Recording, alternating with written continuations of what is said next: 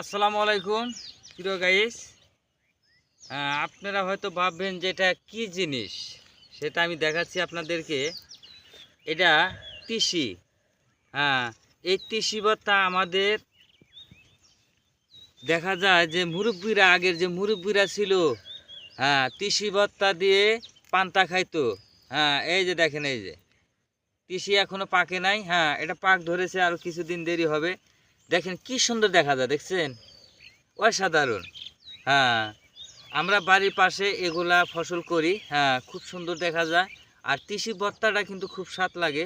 হ্যাঁ, এই দেখেন, আপনার এই তিসিটা কিছুদিন গেলে আপনার দানা হয়ে যাবে। হ্যাঁ, দানা হয়েছে, কিন্তু এই যে আমি দেখাচ্ছি আপনাদেরকে। এই দেখেন, এই যে দেখছেন দানাটা। হ্যাঁ, আপনি এই তিসি খুব সুস্বাদু জিনিস, যে কোনো জিনিসের মধ্যে দিবেন। হ্যাঁ, আপনি তিল তিসি, হ্যাঁ, খুব ভালো হয়।